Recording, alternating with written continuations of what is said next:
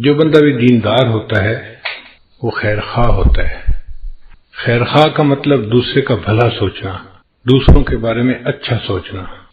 ایسے بندے کے دل میں نفرت، کینہ، بغض اور حسد نہیں ہو سکتا جو دوسروں کے بارے میں اچھا سوچے۔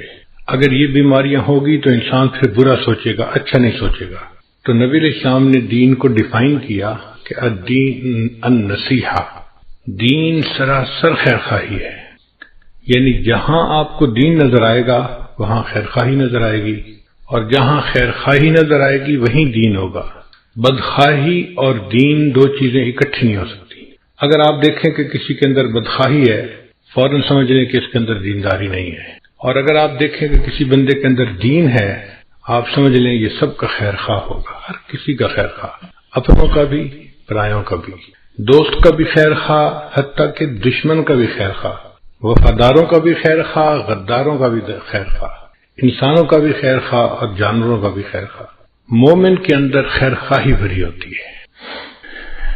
چنانچہ حضرت عثمان غنی اللہ عنہ نے ایک مرتبہ شام سے گندم امپورٹ کی، کئی 100 اونٹوں کا قافلہ ان کا پہنچا ایک ایسے وقت میں جبکہ مدینہ میں گندم کی شارٹیج تھی۔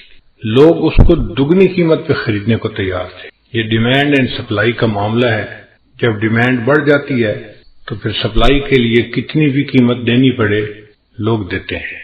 جب کئی 100 اونٹوں کا قافلہ مدینہ کے باہر پہنچا تو یہودی جو بڑے بڑے تاجر تھے وہ عثمان غنی اللہ عنہ کے پاس آئے اور کہنے لگے کہ ایسے ہے کہ آپ اپنا پورا سامان ہمیں ہول سیل پہ فروخت کر دیں، پھر آگے ہم تھوڑا تھوڑا کر کے بیچتے رہیں گے۔ عثمان غنی اللہ عنہ نے فرمایا کہ ٹھیک ہے، تم مجھے اچھا پروفٹ دو، میں تمہیں دے دیتا ہوں۔ تو انہوں نے ہول سیل میں ڈیل کی، کہنے لگے جی جو آپ کی قیمت خرید ہے نا ہم اس کو ڈبل کر دیتے ہیں، 100 روپے کی چیز کو ہم 200 میں خریدتے ہیں۔ یہ بہت بڑا پروفٹ ہے کہ بندہ 100 روپے انویسٹ کرے اور اس کے بدلے 100 روپے کمائے۔ آج کل دنیا کی انڈسٹریل ورلڈ میں 10% اور 20% پروفٹ کو بھی بڑا سمجھا جاتا ہے، اور کہاں 100 کے بدلے 100 پروفٹ۔ عثمان غنی اللہ عنہ نے فرمایا نہیں، پروفٹ تھوڑا ہے، میں نہیں بیچتا۔ کچھ نے کہا کہ اچھا پھر ہم ایسے کرتے ہیں کہ ہم 100 کے بدلے آپ کو 300 دیتے ہیں۔ نہیں۔ ایک نے کہا اچھا میں 100 کے بدلے آپ کو 400 دیتا ہوں۔ ان کا نہیں۔ وجہ کیا ہے کہ جی پروفٹ تھوڑا ہے۔ وہ حیران ہو گئے کہ 100 روپے کی چیز کو ہم 4 گنا پرائس پہ خرید رہے ہیں اور ایک ہی دم میں ان کا سارا سامان بک جائے گا، یہ پیسے لے کے گھر بیٹھ جائیں گے آرام سے، پھر ہم جانے اور اس چیز کو آگے تھوڑا تھوڑا بیچنا۔ مگر یہ بندہ مطمئن ہی نہیں ہو رہا۔ تو ایک یہودی نے پوچھا کہ عثمان آخر آپ چاہتے کیا ہو؟ ایک کے بدلے ہم آپ کو 4 گنا دے رہے ہیں۔ ان کا بھائی پروفٹ تھوڑا ہے، بات سچی ہے، مجھے زیادہ چاہیے۔ اچھا میں 5 گنا دے دیتا ہوں۔ نہیں، یہ بھی تھوڑا ہے۔ اچھا بھی 6 گنا دے دیتا ہوں، یہ بھی تھوڑا ہے۔ بھائی میں 7 گنا آپ کو پروفٹ دیتا ہوں، 100 روپے کی چیز 700 میں خریدتا ہوں۔ نہیں، یہ بھی تھوڑا ہے۔ خریدنے والے نے کہا بھائی انف از انف، 100 کے بدلے 700 میں چیز خرید رہا ہوں اور آپ دینے کو ابھی بھی تیار نہیں ہوئے تو پھر میری آپ کی ڈیل نہیں ہو سکتی۔ مگر آپ اتنی گندم کا کرو گے کہ آخر بیچنی تو ہے نا کہیں نہ کہیں۔ تو عثمان غنی اللہ عنہ نے فرمایا ہاں میں دوں گا، میرے پاس ایک کسٹمر ہے جو مجھے اس سے زیادہ پروفٹ دیتا ہے۔ اس نے کہا آپ مذاق کر رہے ہیں یا آپ سیریس بات کر رہے ہیں؟ بھائی میں سیریس بات کر رہا ہوں۔ کون سا کسٹمر ہے جو 7 گنا پرائس سے بھی زیادہ پرائس دے رہا ہے؟ ان کا میرے پاس ایک کسٹمر ہے جو مجھے 70 گنا پرائس دے رہا ہے، 1 روپے کے بدلے 70 روپے مجھے دے رہا ہے۔ چنانچہ انہوں نے اس گندم کو بیچنے کے بجائے مدینہ طیبہ کے غریبوں میں مفت تقسیم کر دی کہ میرا اللہ مجھے اس کے بدلے 70 گنا اجر عطا فرمائے گا۔ خیر خواہی کا ایسا جذبہ نبی علیہ السلام نے ان کے اندر بھرا تھا کہ 7 گنا پرائس پہ ان کا سامان بک رہا تھا، نہیں بیچا۔ کوئی اور بندہ ہوتا تو سوچتا میں تو پیسے بناؤں بھائی، میرا تو اس سال کا ایک اچھا سودا ہو جائے گا اور میں پورا سال آرام سے بیٹھ کے کھاؤں گا۔ ان کا نہیں، مجھے اس وقت پروفٹ نہیں کمانا، مجھے غریب لوگوں کی خیر خواہی کرنی ہے۔ ان کے پاس کھانے کو کوئی چیز نہیں تو میں اللہ کے راستے میں ان کو تقسیم کر دیتا ہوں اور اس کے بدلے اللہ مجھے 70 گنا پروفٹ عطا فرمائے گا۔ یہ نبی علیہ السلام نے ایک جذبہ بھرا تھا صحابہ کرام میں۔ چنانچہ ہر بندہ دوسرے بندے کی خیر خواہی کرتا تھا۔ جیسے ہمیں اپنا فکر ہوتا ہے نا کہ ہمیں نقصان نہ ہو، ایسے ان لوگوں کی یہ حالت تھی کہ وہ سوچتے تھے دوسرے کا نقصان نہ ہو۔ آپ لوگوں کو ایک واقعہ سناؤں، حیران کن ہے۔ ایک صحابی نے گھوڑا خریدا، اور فرض کرو انہوں نے گھوڑا خریدا 3000 ریال میں۔ مثال دے رہا ہوں، یہ فگر جو ہیں یہ ایکچوئل نہیں ہے، میں ایک جنرل فگر بتا رہا ہوں سمجھنے کی خاطر، بات سمجھانا مقصد ہے۔ انہوں نے 3000 ریال میں ایک گھوڑا خریدا، لے کے گھر آئے، بھائیوں نے دیکھا، سب نے کہا یار نسل اچھی لگتی ہے، گھوڑا صحت مند ہے، تمہیں بڑی اچھی ڈیل مل گئی ہے۔ ویسے سچ بتاؤں نا تو گھوڑا تو لگتا ہے 4000 ریال کا، اور تمہیں 3000 میں مل گیا تو اچھا سودا مل گیا بھائی، مبارک۔ اب اس نے سن لیا کہ پرائس 4000 تھی اور دینے والے نے مجھے سستا بیچ دیا، ہم ہوتے تو شکر ادا کرتے کہ اچھی ڈیل ہو گئی۔ وہ اگلے دن اٹھے اور 1000 ریال اور جیب میں ڈالا اور گھوڑے کے مالک کے پاس گئے، بھئی کل میں نے آپ سے گھوڑا خریدا تھا، آپ کو اپنی چیز کی ورث کا پتہ نہیں تھا، وہ 4000 کا گھوڑا تھا، آپ نے مجھے 3000 میں دیا، میں آپ کا نقصان نہیں کرنا چاہتا، 1000 ریال آپ مجھ سے اور لے لیں۔ آپ نے دنیا میں کبھی ایسے کوئی ڈیل ہوتے دیکھی کہ کسٹمر کہہ رہا ہے کہ جی 1000 دینار آپ اور لے لیں، مجھے سستا نہ دیں؟ خیر اس نے لے لیا۔ تھوڑے دنوں کے بعد علاقے میں گھوڑ دوڑ کا مقابلہ ہوا، سباق الخیل۔ صحابہ کرام کے درمیان یہ مقابلے ہوتے رہتے تھے، الٹنا پلٹنا، پلٹ کر جھپٹنا، لہو گرم رکھنے کا ہے ایک بہانہ۔ تو صحابہ کرام اس قسم کی ایکسرسائزز کرتے رہا کرتے تھے۔ اب جب گھوڑ دوڑ ہوئی تو اللہ کی شان دیکھیں کہ وہ گھوڑا سب میں سے ٹاپ کر گیا، فرسٹ آ گیا۔ اب جب ونر بن گیا تو ہر بندے نے اس کو بڑے حیران ہو کے دیکھا، لوگ آئے اور مبارکباد دی اور کہا کہ یار تم نے گھوڑا کہاں سے لیا؟ اس نے کہا جی مجھے تو یہ 4000 دینار میں ملا۔ ان کا اچھا، یہ تو بڑی اچھی نسل کا ہے، بڑا تیز بھاگتا ہے، بڑا فٹ گھوڑا ہے، اٹس اے اسٹیل، تمہیں تو بس سستا مل گیا۔ سچی بات بتاؤں کہ یہ گھوڑا تو 6000 ریال میں بھی سستا ہے۔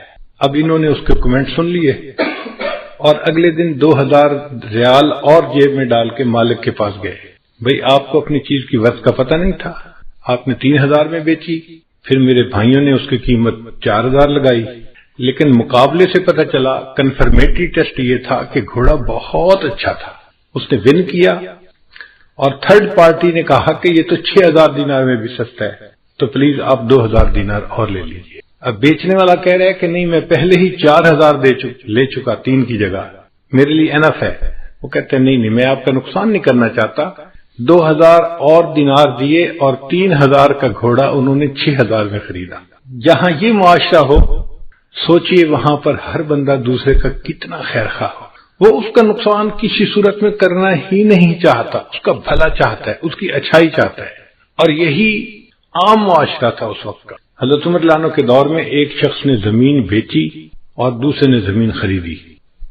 اب جس نے زمین خریدی اس نے کہا کہ میں یہاں پہ سبزیاں کاشت کرتا ہوں، تو عام طور پہ لوگ 1-2 فٹ گہرا ہل چلاتے ہیں، مگر کیا ہوتا ہے کہ وہ 1-2 فٹ ہل چلنے سے جو 1-2 فٹ کے نیچے کی زمین ہے نا وہ سخت ہو جاتی ہے، اور پھر جو نیوٹریشن ہے وہ نیچے سے اوپر نہیں جاتی اور پانی اوپر نیچے لیچ نہیں کرتا، ایک ہارڈ جو ہے نا وہ لیئر بن جاتی ہے جو نقصان دیتی ہے۔ تو پھر اس کے لیے کبھی کبھی گہرا ہل چلانا پڑتا ہے تاکہ اس لیئر کو بھی جو سخت ہو رہی ہے اس کو توڑ دیا جائے اور زمین نیچے سے لے کے اوپر تک نرم ہو جائے۔ اب جب اس صحابی نے وہ خریدا تو اس نے سوچا میں گہرا ہل چلاتا ہوں۔ انہوں نے 2 فٹ گہرے ہل کی جگہ وہ جو 4 فٹ گہرا ہل تھا نا، گہرا ہل جسے کہتے ہیں، وہ چلایا۔ اب جب ہل چلایا تو زمین کے اندر سے ایک بکسا نکلا جس کے اندر سونا چاندی بھرا ہوا تھا۔ اس زمانے میں بینک تو ہوتے نہیں تھے، تو لوگ اپنا خزانہ اس طرح زمین کے اندر دفن کر دیا کرتے تھے کہ ایمرجنسی کے وقت ہم اس کو نکالیں گے، یہ محفوظ رہے۔ اب جب انہیں وہ خزانہ ملا تو انہوں نے بیٹھ کے سوچا بھئی میں نے تو مالک سے زمین خریدی تھی، یہ خزانہ تو نہیں خریدا تھا، یہ تو بہت زیادہ قیمتی ہے، یہ میرا حق نہیں، یہ اس مالک کا ہے جس نے زمین بیچی، مجھے اس کو ریٹرن کرنا چاہیے۔ آپ سوچیں ہم اگر اس وقت میں ہوتے تو ہم کسی کو خبر ہی نہ لگنے دیتے کہ کچھ ہوا یا نہیں، اور آرام سے اس سونے چاندی کو خود استعمال کرتے ہیں۔ وہ اگلے دن اس سونے چاندی کے بکسے کو لے کے مالک کے پاس گئے، میں نے آپ سے زمین خریدی تھی، ہل چلایا اور اس میں سے یہ خزانہ نکلا، یہ میرا نہیں، یہ آپ کا ہے، آپ پلیز مجھ سے لے لیجیے۔ ان کا واہ بھائی واہ، جب میں نے زمین بیچ دی تو اب زمین سے جو نفع نکلے گا وہ میرا نہیں ہوگا، وہ آپ کا ہوگا، تو میرا تو تعلق ختم ہو گیا، میں نے پیمنٹ لے لی، دیٹس اٹ۔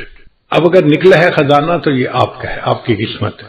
وہ کہے میرا حق نہیں آپ کا ہے، اور دوسرا کہے میرا حق نہیں آپ کا ہے، اب ایک دوسرے کے درمیان اختلاف ہوا تو یہ مقدمہ عدالت میں آیا۔ آپ غور کریں، آج ہماری عدالتوں میں عداوتیں بھری پڑی ہیں۔ ایک بندہ کہتا ہے میرا حق ہے، دوسرا کہتا ہے نہیں میرا حق ہے۔ ایک کہتا ہے میں اپنے حق کی خاطر آخری دم تک کوشش کرتا رہوں گا، دوسرا کہتا ہے میں اپنے حق کی خاطر خون کا آخری قطرہ بہا دوں گا۔ اپنا حق ہر بندہ کہہ رہا ہوتا ہے۔ یہ عجیب مقدمہ تھا۔ ایک بندہ کہتا ہے جی میرا نہیں، یہ اس کا حق ہے، وہ کہتا ہے نہیں جناب میرا نہیں، یہ اس کا حق ہے۔ اب قاضی فیصلہ کیا کرے؟ عجیب مقدمہ تھا، مگر اللہ نے اس وقت کے قاضیوں کو بھی بڑی سمجھ دی تھی۔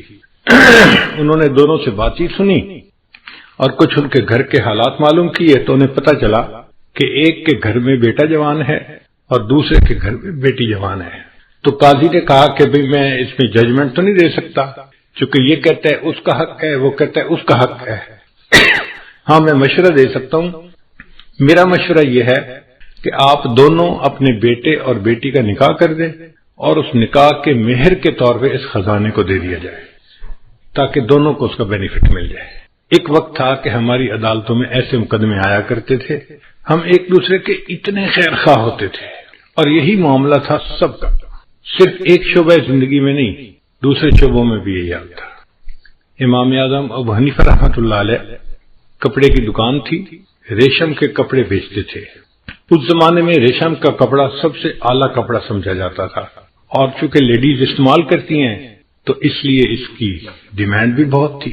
عام طور پہ مغرب سے پہلے امام ابو حنیفہ رحمۃ اللہ دکان بند کرتے تھے۔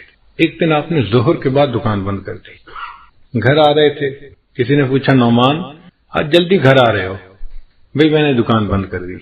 ظہر کے بعد دکان کیوں بند کی؟ دکان تو آپ مغرب کے وقت بند کرتے ہیں۔ فرمانے لگے اس لیے کہ آج آسمان کے اوپر بادل ہیں اور ویزیبلٹی تھوڑی ہے، اور جب ویزیبلٹی تھوڑی ہوتی ہے تو گاہک کو کپڑے کی رنگت اور کوالٹی کا صحیح اندازہ نہیں ہوتا، کیونکہ بجلی کی لائٹیں تو ہوتی نہیں تھیں، چراغ جلتے تھے۔ تو میں نے دکان اس لیے بند کر دی کوئی بندہ کم قیمت کپڑے کو قیمتی سمجھ کے مجھ سے نہ خریدے، اس کو نقصان نہ ہو۔ میں نے ظہر کے وقت دکان بند کر دی۔ اگر دکاندار کی یہ سوچ ہے تو آپ سوچئے کہ نبی علیہ السلام نے ہمیں کیسی معاشرت سکھائی ہے۔ ہر بندہ دوسرے بندے کا خیر خواہ۔ قرآن مجید میں ایک سورت ہے، اس کا نام ہے النمل۔ نمل کہتے ہیں چیونٹی کو، اینٹ۔ تو انسان حیران ہوتا ہے، اللہ کا کلام اور اس کلام میں چیونٹی کے نام کے اوپر ایک سورت کا نام، اور اس میں چیونٹی کا واقعہ بھی ہے۔ یا اللہ، آپ تو کائنات کے مالک و خالق ہیں اور آپ نے اپنے قرآن میں چیونٹی کا تذکرہ کیا۔ چیونٹی کی کیا ورت ہوتی ہے؟ مگر اللہ نے چیونٹی کا تذکرہ کیا اور اس کے نام پر سورت کا نام رکھا۔ وجہ کیا تھی؟ کہ ایک چیونٹی نے دوسری چیونٹیوں کی خیر خواہی کی تھی۔ حضرت سلیمان علیہ السلام اپنے لشکر کو لے کے جا رہے تھے اور راستے میں چیونٹیاں پھر رہی تھیں۔ ان میں سے ایک چیونٹی نے فیل کر لیا کہ لشکر آ رہا ہے۔ اس نے اعلان کیا، یا ایتھا النمل ادخلوا مساکنکم، اے چیونٹیوں اپنے بلوں کے اندر داخل ہو جاؤ، سلیمان علیہ السلام کا لشکر آ رہا ہے، ایسا نہ ہو کہ وہ تمہیں پاؤں کے نیچے کچل کے چلا جائے اور تمہیں پتہ ہی نہ چلے۔ اب ایک چیونٹی کی دوسری چیونٹیوں کے ساتھ جو خیر خواہی تھی وہ اللہ کو اتنی پسند آئی، اللہ نے اس واقعے کا تذکرہ قرآن مجید میں کیا اور سورت کا نام چیونٹی کے نام پہ رکھ دیا۔ غور کرنے کی بات ہے، اگر ایک چیونٹی دوسری چیونٹیوں کی خیر خواہی کرتی ہے، اللہ کو وہ بات اتنی اچھی لگتی ہے، ایک انسان دوسرے انسان کی خیر خواہی کرے گا، اللہ کو یہ بات کتنی اچھی لگے گی۔ تو ہمیں چاہیے کہ ہم اپنے اندر خیر خواہی کا جذبہ بڑھائیں۔ ہم سمجھتے ہیں ہم بڑے خیر خواہ ہیں، لیکن اگر بیٹھ کے سوچیں گے نا، اینالائز کریں گے تو ہم بدخواہ بھی بڑے ہیں، دوسرے کا اچھا دیکھ بھی نہیں پاتے، کبھی اس کا اچھا نہیں اچھا لگتا، کبھی اس کا اچھا نہیں اچھا لگتا۔ اس لیے ہمارے دل میں نفرتیں ہیں، عداوتیں ہیں، چھپی ہوئی دشمنی ہیں ایک دوسرے کے ساتھ، اور دفتروں کے ماحول میں تو یہ جیلسی بہت زیادہ نظر آتی ہے۔ اس کو کہتے ہیں پروفیشنل جیلسی۔ اللہ اکبر کبیرہ۔ ہمیں ایک مرتبہ عجیب تجربہ ہوا، ہمارے ایک دوست تھے شارجہ کے رہنے والے، مجھے کہنے لگے کہ حضرت میں آپ کو کریب کی شکار کے لیے انوائٹ کرتا ہوں اپنے گھر، کھانا کھائیں گے مغرب کا، اور پھر مغرب کے فوراً بعد بیچ کے اوپر میرا گھر ہے، تو ہم سمندر میں جائیں گے اور کریب کی شکار کریں گے۔ فشنگ کا تو ہم نے شکار دیکھا ہوا ہے، لیکن کریب کا کبھی نہیں کیا تھا، تو ہمارے لیے بھی ایک نیا تجربہ تھا، تو میں نے ان کی دعوت قبول کر لی۔ ہم بچوں کے ساتھ گئے، بچے بھی بڑے ایکسائٹڈ تھے چھوٹے کہ آج ہم کشتی پہ جائیں گے اور کریب کی شکار کریں گے۔ خیر وہ ہمیں ایک کشتی کے اوپر لے کے سمندر میں گئے، ایک خاص جگہ تھی، وہاں پہ کریب نکلتے ہی مغرب سے عشاء کے درمیان تھے۔ 24 گھنٹے میں یہ ان کا خاص ٹائم تھا جب وہ باہر نکلتے تھے اور ان کا شکار پاسبل تھا۔ آگے پیچھے وہ زمین کے اندر اور ریت کے اندر رہتے تھے، نظر نہیں آتے تھے، تو شکار نہیں ہو سکتا تھا۔ خیر جب وہ اس جگہ پر لے کر گئے تو کنارے کنارے پہ کوئی 4 فٹ پانی ہوگا، تو اس پانی کے اندر جو نوجوان تھے وہ تو سارے پانی میں اتر گئے شکار کرنے کے لیے، میں بوڑھا کشتی کے اندر ہی بیٹھا رہا، اور میرے ساتھ گھر کے جو چھوٹے چھوٹے بچے تھے نا، 1 سال 3 سال 2 سال، وہ ساتھ بیٹھ کے کہ ہم دادا ابو کے پاس بیٹھ کے، اب میں ہوں اور چھوٹے چھوٹے 3-4 بچے ہیں، اور وہ لوگ کریب کا شکار کر کے لا رہے تھے، اور ایک بنگالی تھا جو کشتی چلا رہا تھا، وہ لاتا اور ایک باسکٹ تھی اوپن، وہ اس کے اندر اس کو پھینک کے چلا جاتا۔ میں نے جب دیکھا تو اس کے اوپر کوئی لڈ نہیں تھی، کوئی ڈھکنا نہیں تھا، تو مجھے محسوس ہوا کہ چھوٹے چھوٹے بچے ہیں، بچوں میں سے کوئی باسکٹ میں ہاتھ ڈال دے گا یا کوئی کریب باہر نکل آیا تو بچے تو اس کو دیکھ کے ہی پریشان ہو جائیں گے۔ تو میں نے اس بنگالی دوست سے کہا بھائی اس کو ڈھانپ دو، اس نے کہا جی اس کو ڈھانپنے کی ضرورت نہیں ہے۔ میں نے کہا کیوں؟ کہنے لگا یہ کریب ہے۔ میں نے کہا پھر؟ کہنے لگے تماشا دیکھنا ہے تو یہاں ہے۔ میں کرسی سے اٹھ کے ذرا آگے گیا تو میں نے دیکھا کہ 15-20 کریب اس باسکٹ کے نا بیس کے اوپر پڑے ہوئے تھے۔ اچھا ان میں سے ایک کریب جب دیوار کے اوپر چڑھنے لگتا نا، تو جیسے ہی وہ تھوڑا سا اوپر چڑھتا کہ میں باہر نکلوں، باقی 2-3 کریب مل کے نا اس کی ٹانگ کو یوں نیچے کھینچتے اور نیچے لے لیتے۔ پھر تھوڑی دیر کے بعد دوسرا نکلنے کی کوشش کرتا تو اس باقی مل کے اس کی ٹانگ کھینچتے۔ اس نے کہا جی یہ ایک دوسرے کی ٹانگیں ہی کھینچتے رہیں گے، ان میں سے ایک بھی باہر نہیں نکل سکے گا۔ میرے لیے زندگی کا نیا تجربہ تھا، میں نے یہ منظر دیکھا اور مجھے اپنے دفتروں کا سما یاد آ گیا کہ یار بات تو ایسی ہے، ہمارے دفتروں میں معاملہ ایسا ہی ہے، ایک بندے کو اللہ عزت دیتے ہیں، پروموشن دیتے ہیں، دوسرے 2-4 مل کے نا اس کی ٹانگ کو نیچے کھینچتے ہیں، اوپر نہ جائے۔ ہمارے اندر خیر خواہی نہیں ہوتی، ہمارے اندر بدخواہی ہوتی ہے، دوسرے کی چھوٹی سی بات کو زوم کر کے ہم بڑا بنا دیتے ہیں اور ایسے پیش کرتے ہیں کہ اس سے زیادہ کام چور اور سست بندہ تو کوئی ہے ہی نہیں۔ اسی بدنیتی کی وجہ سے پھر ہمارے دل سیاہ ہوتے ہیں اور ہمیں عبادت کی توفیق نہیں ہوتی۔ ہمارے علاقے میں ایک بزرگ گزرے ہیں سلطان باہو رحمۃ اللہ علیہ، ان کا پنجابی زبان میں بڑا مزے کا کلام ہے، میں ان کا ایک کلام سناؤں گا اور پھر اس کو میں اردو میں ٹرانسلیٹ بھی کروں گا۔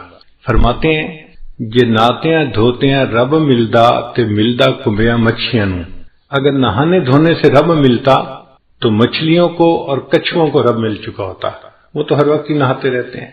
جے ناتیاں دھوتیاں رب ملدا تے ملدا کمبیاں مچھیاں نوں، جے ذکر کیتیاں رب ملدا تے ملدا کال کڑیشیاں نوں، اگر ذکر کرنے سے رب ملتا تو ایک چھوٹا سا پرندہ ہوتا ہے، اس کو ہم اپنی زبان میں کہتے ہیں کال کڑیچھی، وہ آ کے دیوار کے ساتھ چھت کے ساتھ چپٹ جاتا ہے اور ساری رات آواز نکالتا رہتا ہے۔ وہ کہتے ہیں کہ وہ تو ساری رات اللہ کا ذکر کرتا ہے، اگر ذکر کرنے سے رب ملتا تو اس کو رب مل چکا ہوتا۔ یہ ناتیاں دھوتیاں رب ملدا تے ملدا کمبیاں مچھیاں نوں، یہ ذکر کیتیاں رب ملدا تے ملدا کال کڑیچیاں نوں، یہ سر منایا رب ملدا تے ملدا بھیڑاں سسیاں نوں۔ ایک بھیڑ ہوتی ہے، سسی کی بھیڑ کہتے ہیں اس کو، اس کے پورے بدن پہ بڑے لمبے لمبے بال ہوتے ہیں لیکن سر کے بال اس کے بہت چھوٹے ہوتے ہیں، تو وہ کہتے ہیں کہ اگر سر منڈانے سے رب ملتا تو پھر اس بھیڑ کو رب مل چکا ہوتا، اس کے تو سر پہ بال ہی چھوٹے ہوتے ہیں۔ یہ ناتیاں دھوتیاں رب ملدا تے ملدا کمبیاں مچھیاں نوں، یہ ذکر کیتیاں رب ملدا تے ملدا کال کڑیچیاں نوں، یہ سر منایا رب ملدا تے ملدا بھیڑاں سسیاں نوں، یہ جتیاں ستیاں رب ملدا تے ملدا دانداں کھسیاں نوں۔ اگر پاک دامنی کی زندگی گزارنے سے رب ملتا تو جو امپورٹنٹ بل ہوتے ہیں وہ تو فیمیل کے قاب سے جا ہی نہیں سکتے، ان کو رب مل جاتا، وہ تو خصی ہوتے ہیں، ان کو رب مل چکا ہوتا۔ تو یہ بات کر کے وہ پھر اپنا مدعا بیان کرتے ہیں، جے ناتے ہیں دھوتے ہیں رب ملدا تے ملدا کنبیاں مچھیاں نو، جے ذکر کیتیاں رب ملدا تے ملدا کال کڑیچیاں نو، جے سر منایا رب ملدا تے ملدا بھیڈاں سسیاں نو، جے جتیاں ستیاں رب ملدا تے ملدا دانداں کھسیاں نو، اور آخر پہ کہتے ہیں رب ملدا تے ملدا نیتاں اچھیاں نو۔ اگر رب ملتا ہے تو اچھی نیت والوں کو رب ملتا۔ اگر کوئی بندہ چاہتا ہے کہ مجھے اللہ مل جائے، اس کو اپنی نیت ٹھیک کرنی پڑے گی۔ ہر ایک کے بارے میں دل کے اندر خیر خواہی ہو، محبت ہو، پیار ہو، ایسے بندے کو رب ملتا ہے۔ جس کے دل میں حسد ہو، بغض ہو، کینہ ہو، عداوت ہو، نفرت ہو، ایسے بندے کو رب کہاں ملتا ہے؟ یہ بندہ تو انسان کہلانے کے قابل نہیں، یہ تو جانوروں جیسی زندگی گزارنے والا ہے۔ تو ہمیں چاہیے کہ ہم اپنے اندر خیر خواہی کا جذبہ پیدا کریں تاکہ اللہ کے ہاں ہمیں بھی قبولیت نصیب ہو جائے۔ اچھا، یہ خیر خواہی کا جذبہ صرف مسلمان کی شان نہیں ہے، یہ انسان کی شان ہے۔ جو بھی سلیم العقل انسان ہوگا نا، اس کے اندر بھی خیر خواہی ہوگی۔ ہم نے دیکھا کئی مرتبہ کافروں کے اندر بھی خیر خواہی ہوتی ہے، چونکہ وہ انسان اچھے ہوتے ہیں، گو ایمان سے محروم ہوتے ہیں، مگر ایز بائی نیچر انسان اچھے ہوتے ہیں تو وہ بھی خیر خواہی کو پسند کرتے ہیں۔ ایک کافرہ عورت کا میں واقعہ آپ لوگوں کو سناتا ہوں، پھر میں بات کو مکمل کروں گا۔ ایک عورت تھی جو 60s میں تھی، یعنی اس کی عمر تھی کوئی 65 سال، اچھی ایجڈ عورت ہو جاتی ہے۔ وہ ریٹائر ہوئی تو اس کو $4-5 لاکھ پروویڈنٹ فنڈ ملا، بینیفٹس ملے جو ریٹائرمنٹ کے ہوتے ہیں، اور وہ اپنی ریٹائرمنٹ لائف گزار رہی تھی۔ بڑی گاڑی اس نے رکھی ہوئی تھی، 4 ویلر ڈرائیو۔ ایک دفعہ وہ سفر سے کہیں سے آ رہی تھی کہ اچانک اس کی گاڑی کا ٹائر پنکچر ہوا تو اس کو گاڑی ایک طرف کو پل کرنی پڑی۔ اب وہ گاڑی سے باہر نکلی، اس نے دیکھا کہ ٹائر پنکچر ہو گیا ہے تو ٹائر بدلنا پڑے گا، لیکن بڑی گاڑی کا ٹائر وزنی بھی ہوتا ہے اور اکیلے بندے کا اس کو ریپلیس کرنا مشکل بھی ہوتا ہے۔ پھر وہ تو عورت ذات تھی، عورت کمزور ہوتی ہے، نہیں کر سکتی، تو وہ کھڑی سڑک کے کنارے آنے والی گاڑیوں کو روک رہی تھی کہ کوئی بندہ رکے اور میری ہیلپ کر دے۔ اور چونکہ دن کا ٹائم تھا، سورج خوب گرمی برسا رہا تھا، لوگ مصروف تھے، تو آنے والی گاڑی تیز آ رہی تھی اور جا رہی تھی، کوئی رک نہیں رہا تھا۔ گڈ 1 آور اس عورت کو دھوپ کے اندر کھڑا ہونا پڑا۔ اب 1 گھنٹہ دھوپ میں کھڑا ہونے کی وجہ سے اس کو پسینہ بھی آیا ہوا، اور اس کی جلد جو تھی وہ ایسے سرخ ہو گئی جیسے جلد جل جاتی ہے گرمی کی وجہ سے۔ برا حال گرمی سے اس کا، اور کوئی اس کی مدد کے لیے رک نہیں رہا، تو پریشان بھی بڑی تھی۔ بڑی دیر کے بعد ایک لڑکا تھا جس کی عمر 30s میں تھی، یعنی 30-32 سال اس کی عمر تھی لڑکے کی۔ اس نے گاڑی کو روکا اور اس نے پوچھا کہ آپ نے مجھے کیوں روکا ہے؟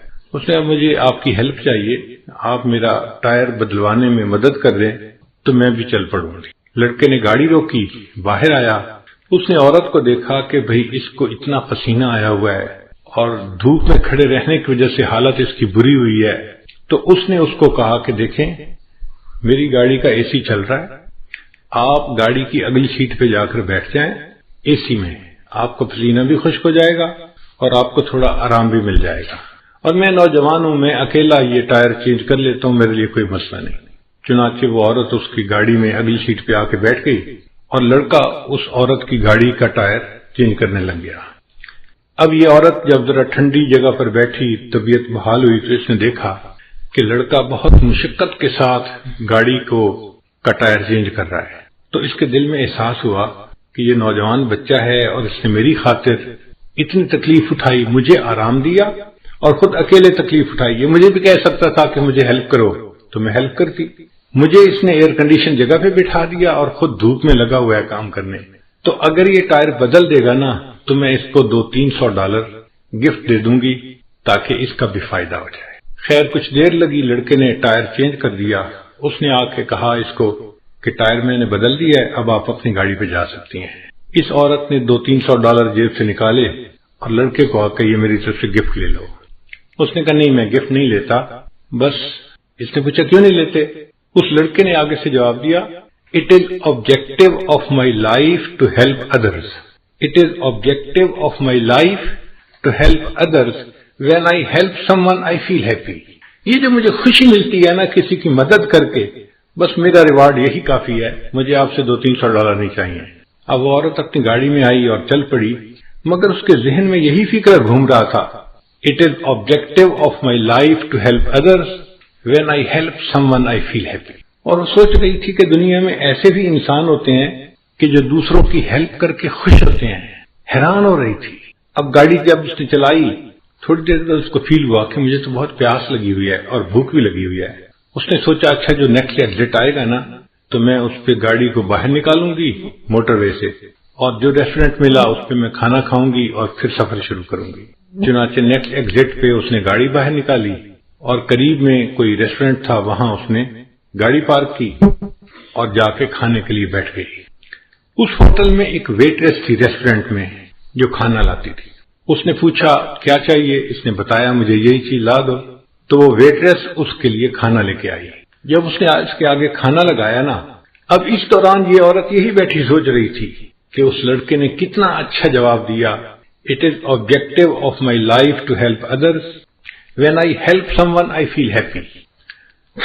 اس عورت نے، بوڑھی عورت نے دیکھا کہ وہ جو ویٹریس کھانا لے کے آئی ہے وہ ایک نوجوان اور پریگننٹ لڑکی ہے، اور اس کے جسم کو دیکھ کے پتہ چلتا ہے کہ اس کا پریگنینسی کا کوئی 6واں مہینہ چل رہا ہوگا، یعنی کافی قریب وقت ہے ڈیلیوری کا۔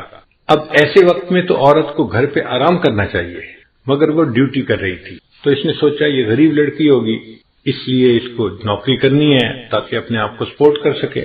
تو اس نے اس سے ذرا بات پوچھی کہ تمہارا کیا حال ہے، تم کیا کرتی ہو؟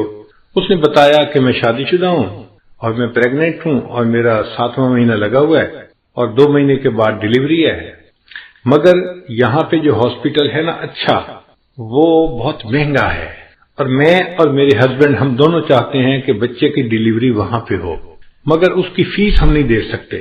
تو ہم میاں بیوی نے آپس میں مشورہ کیا، کچھ پیسے میرا ہسبینڈ جمع کرے گا اور کچھ پیسے میں جمع کروں گی، اور مل کے ہم اس فیس کو ادا کریں گے۔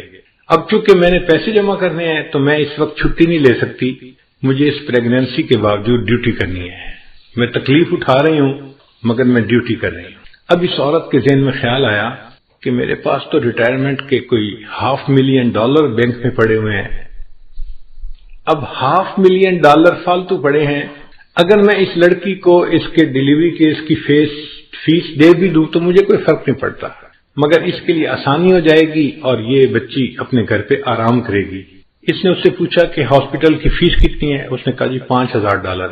اس نے $5,000 کا چیک لکھا اور ایک لفافے میں ڈال کے نا کھانا کھانے کے بعد اس ویٹریس کو ٹپ دی اور کہا کہ یہ میری طرف سے گفٹ ہے، لیکن اس کو آپ نے یہاں نہیں کھولنا، گھر جا کے کھولنا ہے۔ اس نے جیب میں ڈالی ہے، ٹھیک ہے میں گھر جا کے کھولوں گی۔ اب یہ بوڑھی عمر کی عورت اپنے گھر واپس آ گئی اور وہ نوجوان ویٹریس جو تھی وہ اپنے گھر گئی ڈیوٹی کے بعد۔ جب گھر گئی تو اس کا ہسبینڈ جو تھا وہ ایک بزنس ٹرپ پہ گیا ہوا تھا دوسرے شہر، اور وہ واپس آ چکا تھا۔ چنانچہ اس ویٹریس نے اپنے گھر میں کھانا لگایا اور خاوند کے ساتھ بیٹھ کے کھانا کھانے لگی۔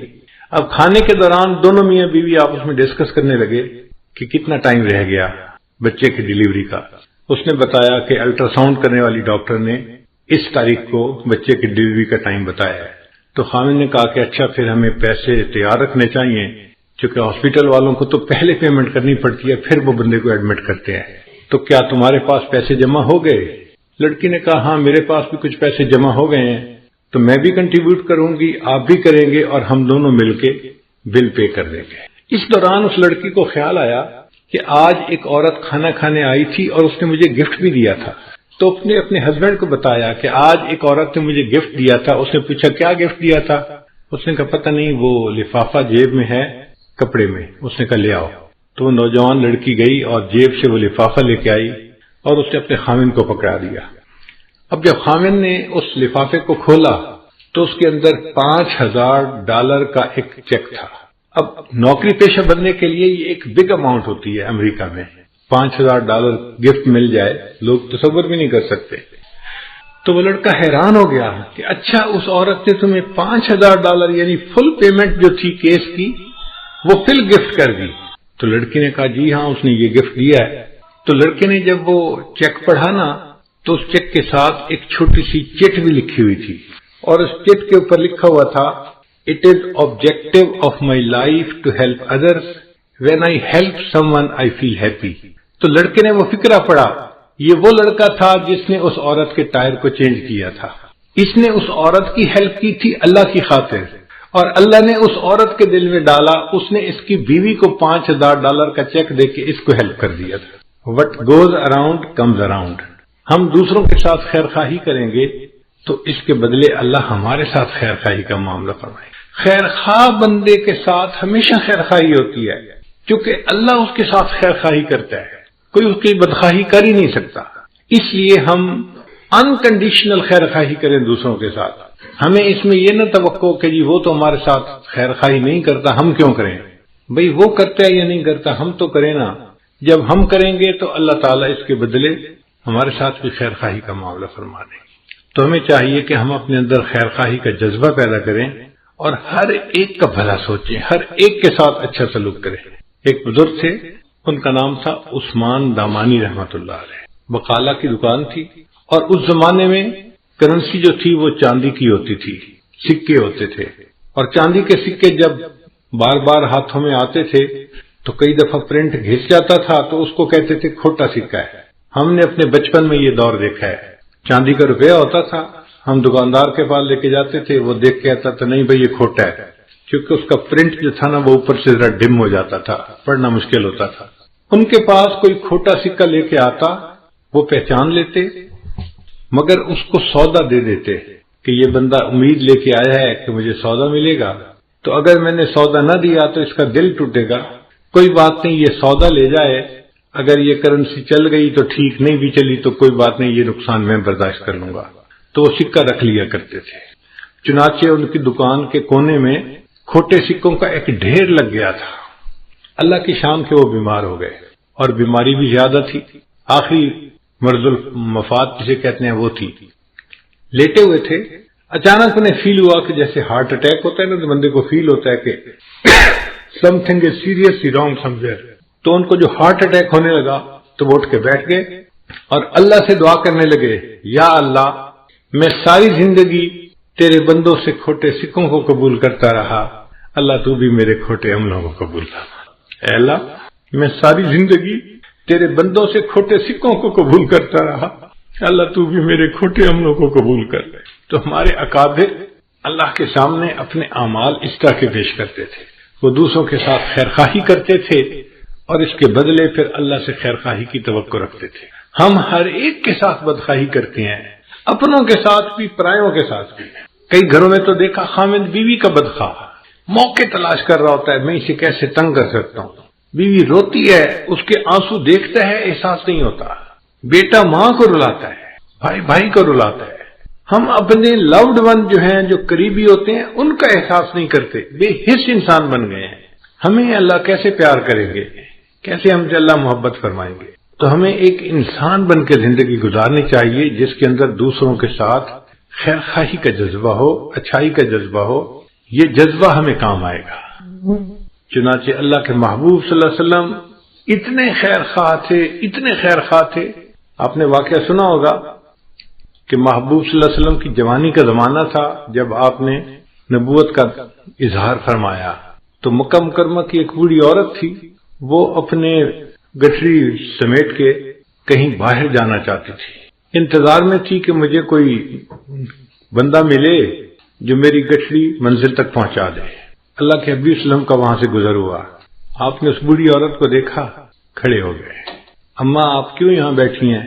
اس نے نوجوان کو دیکھ کے کہا کہ بھئی مجھے ایک لیبر کی ضرورت ہے جو میرا سامان اٹھا کے مجھے جنگل میں فلاں جگہ پہنچا دے. نبی صاحب نے فرمایا اچھا میں پہنچا دیتا ہوں. اللہ کے محبوب صلی اللہ علیہ وسلم نے اس کی گٹھڑی سر پہ اٹھا لی اور وہ عورت چل پڑی. اب وہ عورت راستے میں اپنا حالات بتا رہی ہے کہ اے نوجوان، میں اس لیے مکہ کو چھوڑ کے جا رہی ہوں کہ ایک بندے نے نبوت کا دعویٰ کیا ہے اور اس کی زبان میں ایسی تاثیر ہے کہ جو اس کی بات سنتا ہے وہ اس کی بات کو مان لیتا ہے. اور لوگ ماں باپ کے دین کو چھوڑ رہے ہیں اور بتوں کے پرستش کو چھوڑ رہے ہیں، اور مجھے ڈر لگتا ہے کہ کہیں میرے اوپر بھی اس کا اثر نہ ہو جائے، تو میں مکہ ہی چھوڑ کے جا رہی ہوں. میں ماں باپ کے دین پہ رہنا چاہتی ہوں، میں شرک کو نہیں چھوڑ سکتی. نبی علیہ السلام اس کی باتیں سن رہے ہیں مگر خاموش ہیں، اور وہ ساتھ ساتھ نصیحت بھی کرتی جا رہی ہے کہ نوجوان میں تجھے نصیحت کرتی ہوں کہ تو اس نوجوان کی بات مت سننا، کہیں تو بھی اس کے دین پہ نہ چلا جائے، اور تو اپنے ماں باپ کے دین پہ جمے رہنا، تم اچھے آدمی ہو، تم اپنے ماں باپ کے دین کو نہ چھوڑنا۔ نبی علیہ السلام اس کی ساری باتیں سنتے رہے اور چلتے رہے۔ جہاں عورت نے پہنچنا تھا آپ نے سامان وہاں پہنچایا اور وہاں سے واپس آنے لگے تو اس بوڑھی عورت نے کہا کہ نوجوان تو کتنا اچھا نوجوان ہے، اگر میں کبھی مکہ واپس آئی تو تم مجھے اپنا نام بتا، میں تجھے ملوں گی۔ تو جب اس نے پوچھا تو اللہ کے حبیب صلی اللہ علیہ وسلم نے فرمایا کہ اماں، جس نوجوان کی سارے راستے تو برائی کرتی رہی ہے، میں وہی نوجوان محمد ہوں۔ بوڑھی عورت کے دل پہ اثر ہوتا ہے، وہ کہتی ہے اچھا اگر تو وہ نوجوان ہے جس کے اندر اتنی خیر خواہی ہے، میں پھر کلمہ پڑھتی ہوں، مسلمان ہو جاتا۔ اللہ کے محبوب صلی اللہ علیہ وسلم کی خیر خواہی نے ایسے بوڑھے کافروں کے دلوں کو بھی جیت لیا تھا۔ ہم بھی اگر نبی علیہ السلام کے سچے غلام بن کے رہنا چاہتے ہیں تو ہمیں اپنے اندر یہ خیر خواہی کا جذبہ پیدا کرنا پڑے گا۔ بیٹھ کے سوچیں، اس کی خیر خواہی، اس کی، ہر ایک کی خیر خواہی، انسان کی بھی خیر خواہی، جانور کی بھی خیر خواہی، اپنے کی بھی خیر خواہی، پرائی کی بھی خیر خواہی، حتیٰ کہ ہمیں دشمن کے نقصان کے اوپر بھی ترس آ رہا ہو کہ اس بیچارے کا نقصان کیوں ہو گیا۔ جب آپ محسوس کریں کہ دشمن کے نقصان پہ بھی آپ کا دل دکھتا ہے تو اب آپ سمجھ لیں کہ اب میرے اندر نبی علیہ السلام کے خلق کا کچھ حصہ آ گیا ہے۔ اللہ تعالی ہمیں ایسی خیر خواہی کی زندگی عطا فرما دے۔ میں ایک چھوٹا سا واقعہ ہے زندگی کا، اگر آپ اجازت دیں تو سناؤں گا، اگر بات لمبی ہو گئی تو ختم کر دیتا ہوں، کیونکہ مضمون سے متعلق ہے اور ابھی ذہن میں آ گیا۔ اس لیے یہ واقعہ ہے جب میں 6 7ویں کلاس میں پڑھتا تھا۔ ہائی اسکول میں میرا ایک کلاس فیلو تھا جو دیہات کا رہنے والا تھا، اور اس نے اسکول میں داخلہ لیا تھا اور ہاسٹل میں رہتا تھا۔ وہ نمازی بچہ تھا، 5 نمازیں پڑھتا تھا، اور میں بھی 5 نمازیں پابندی سے پڑھتا تھا۔ تو نمازیں 5 پڑھنے کی وجہ سے ہماری ایک دوسرے سے دوستی ہو گئی تھی، چنانچہ ہم کلاس میں ڈیسک پہ بھی ایک دوسرے کے ساتھ بیٹھتے تھے، اور اللہ کی شان کے کلاس میں فرسٹ آتا تھا، وہ سیکنڈ آتا تھا، تو ہم دونوں قابل لڑکے سمجھے جاتے تھے۔ تو نیچرل ایفینٹی ہمارے اندر پیدا ہو گئی ایک دوسرے کے ساتھ، نماز کی وجہ سے اور تعلیم میں اچھے ہونے کی وجہ سے ہماری دوستی فطرتاً ایک دوسرے کے ساتھ ہو گئی۔ ہم اکثر اوقات اکٹھا پڑھتے، اکٹھا بیٹھتے، وقت اکٹھا گزرتا تھا۔ اب اس دوران کبھی کبھی دیہات کا تذکرہ ہوتا، تو میں نے اپنی زندگی میں کبھی دیہات نہیں دیکھا تھا، شہر میں پیدا ہوئے، زندگی گزاری، ہمیں دیہات کا کنسیپٹ نہیں تھا۔ اس زمانے میں مجھے یہ بھی پتہ نہیں تھا کہ گندم کسی پودے پہ لگتی ہے یا کسی درخت کے اوپر لگتی ہے، مجھے کچھ پتہ نہیں تھا۔ تو میں اس سے اٹھ پٹانگ سوال پوچھتا، یہ سبزی کیسے ہوتی ہے، یہ کیسی ہوتی ہے، یہ کیسے ہوتا ہے، یہ کہاں لگتی ہے، اس کا پودا کیسے ہوتا ہے۔ وہ مجھے سمجھاتا تو صحیح، مگر ساتھ ساتھ میری سادگی پہ ہنستا بھی صحیح کہ کیسے بے وقوفی کے سوال پوچھتا ہے۔ ایک دن مجھے کہنے لگا، یار 2 مہینے کی چھٹیاں آنے والی ہیں، اگر تم 3 دن کے لیے میرے گھر مہمان آ جاؤ تو میں تمہیں دیہات کی سیر کرواؤں گا اور سبزیوں کی فصلیں آنکھوں سے دکھاؤں گا۔ میں نے بڑا ایکسائٹڈ فیل کیا، اچھا میں سبزیاں دیکھوں گا، دیہات دیکھوں گا۔ تو میں نے گھر آ کے امی سے کہا کہ امی میرے دوست نے مجھے دعوت دی ہے، میں نے 3 دن کے لیے اس کے گھر جانے کا وعدہ کر لیا ہے۔ امی نے کہا بیٹا اپنے بڑے بھائی کے ساتھ چلے جانا، کوئی مسئلہ نہیں، چھٹیاں ہیں، 3 دن اس کے پاس رہ آنا۔ تو میں اپنے بڑے بھائی کے ساتھ، چونکہ میں تو چھوٹا تھا تو بڑے بھائی کے ساتھ ان کے ہاں چلا گیا۔ رات ہم نے گزاری، اگلے دن فجر کی نماز پڑھی تو فجر کے بعد بہت ٹھنڈی فضا تھی۔ دیہاتوں میں گرمیوں کے موسم میں فجر کا وقت بڑا سہانا ہوتا ہے، صاف ستھری ڈسٹ فری ہوا ہوتی ہے اور سبزیاں سہلہاتی ہوئی ہوتی ہیں، اور انسان حیران ہوتا ہے دیکھ کے ان کو، نیچرل حسن بندے کو نظر آتا ہے۔ میرا دوست مجھے کہنے لگا آؤ میں آپ کو سبزیوں کی سیر کرواؤں، میں نے کہا ٹھیک ہے۔ اب وہ مجھے لے کے چلا، یہ کھیت، اس میں دیکھو مولی لگی ہوئی ہے، اور اس میں گاجر لگی ہوئی ہے، اور اس میں شلجم لگے ہوئے ہیں، اور اس میں گوبھی لگی ہوئی ہے۔ اس طرح وہ مجھے سبزیوں کا تعارف بھی کروا رہا تھا اور فصلیں بھی دکھا رہا تھا، اور میرے لیے تو ہر چیز ایک نئی چیز تھی، میں دیکھتا جا رہا تھا۔ اللہ کی شان دیکھیں کہ ہم کچھ دور آگے چلے تو زمین کا 1 ایکڑ ایک ٹکڑا بڑا وہ خالی پڑا ہوا تھا، اور ایک بندہ اس میں ہل چلا رہا تھا۔ میں نے جب وہ خالی زمین کو دیکھا نا تو اس زمین میں تھوڑے تھوڑے فاصلے پہ گوبر کے ڈھیر لگے ہوئے تھے، یہ گائے بھینس کا جو گوبر ہوتا ہے نا، جس کو اینیمل مینیور کہتے ہیں، یہ وہاں پڑا ہوا تھا۔ مجھے میرے والدین نے یہ بتایا تھا کہ بیٹا تم نماز تو شروع کر چکے ہو، اب جانوروں کے پیشاب پخانے سے بچنا، وہ ناپاک ہوتا ہے، اور جانوروں کی عادت ہوتی ہے قریب سے کوئی گزرے نا تو وہ دم ہلاتے ہیں اور ان کے چھینٹے دور تک جاتے ہیں۔ تو امی نے کہا کہ بیٹا اگر اس کے چھینٹے تمہارے کپڑوں پہ پڑ گئے تو تمہاری نماز نہیں ہوگی، کپڑے ناپاک ہو جائیں گے، تو ذرا بچ کے رہنا۔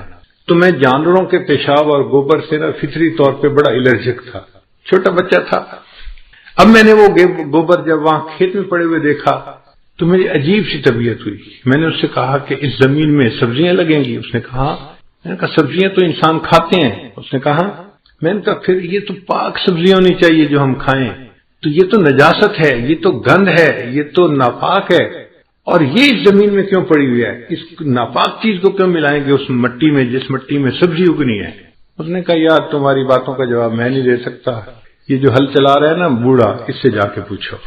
میں ایک چھوٹا سا بچہ تھا، بھول تھا، میں اس انکل کے پاس چلا گیا۔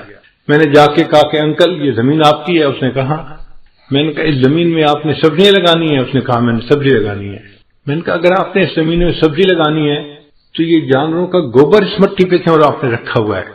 یہ تو ناپاک ہوتا ہے، یہ تو نجس ہوتا ہے، یہ تو بدبودار ہوتا ہے، یہ تو نفرت کے قابل ہوتا ہے، اور جو سبزی ہم کھائیں گے اس کے ساتھ یہ گوبر ملے گا تو ہم کیسے وہ سبزی کھا سکیں گے؟ اس نے کہا بچے تمہاری نظر میں یہ گوبر ہے، میری نظر میں یہ فرٹیلائزر ہے، میں اسے زمین میں ملاؤں گا اور سبزی لگاؤں گا تو سبزی کے سائز بہتر ہو جائے گا، کوالٹی بہتر ہو جائے گی، اس فرٹیلائزر سے سبزی کو فائدہ ہو جائے گا اور میرا پروفٹ بڑھ جائے گا، اس لیے میں نے یہ گوبر رکھا ہے زمین میں ملانے کے لیے۔ اب اس زمانے میں چھوٹا تھا تو مجھے بات پوری سمجھ میں نہیں آئی، میں نے اس کے آئیڈیا کو بائی نہیں کیا۔ میں نے کہا نہیں آپ غلط کر رہے ہیں، آپ کو ایسا نہیں کرنا چاہیے، اور یہ سارا گوبر یہاں سے اٹھا دینا چاہیے اور اس کو مٹی میں نہیں ملانا چاہیے۔ اس وقت میں یہ کہہ کے آ گیا۔ آج اس عمر میں جب میں اپنے بچپن کے اس واقعے کو یاد کرتا ہوں تو مجھے یہ بات سمجھ میں آتی ہے کہ جسے ہم نجاست کہتے ہیں، گندگی کہتے ہیں، نفرت کی نظر سے دیکھتے ہیں، جس میں بدبو ہے، جو ناپاک ہے، اس چیز کو اگر کسی کھیت میں ملایا جاتا ہے تو وہ چیز کھیتی کو فائدہ دے دیتی ہے۔ ہم انسان ہو کر اگر ساتھ والے بندے کو فائدہ نہیں دیتے تو کہیں قیامت کے دن اللہ کی نظر میں ہم گندگی اور گوبر سے زیادہ گئے گزرے تو نہیں بن جائیں گے۔ اللہ کہیں گے تو گوبر سے بھی کیا گزرا، تو نے اپنے ساتھ والوں کو کیا فائدہ پہنچایا؟ نہ گھر والوں کو تیرا فائدہ، نہ تیرے رشتہ داروں کو فائدہ، نہ دوستوں کو فائدہ۔ تو بدخواہ آدمی تھا، ہر وقت برا سوچتا تھا، ہر وقت دوسروں کی غیبت کرتا تھا، ہر وقت دوسروں پہ بہتان تراشیاں کرتا تھا، ہر وقت دوسروں کے بارے میں نیگیٹو کمنٹس دیتا تھا، عزتیں اچھالتا تھا۔ تو کہاں کا اچھا انسان ہے، تو گوبر سے بھی کیا گزرا ہے۔ تو اللہ تعالیٰ ہمارے اندر خیر خواہی کے جذبے کو بڑھائے اور ہم ایک اچھے خیر خواہ انسان بن کے زندگی گزاریں۔ آپ سوچئے اگر سب انسان ایک دوسرے کے ایسے خیر خواہ بن جائیں گے تو معاشرے میں کتنی محبتیں ہوں گی، پیار ہوگا، الفت ہوگی، صحیح انسانیت کی تصویر ہمیں اس معاشرے میں نظر آئے گی۔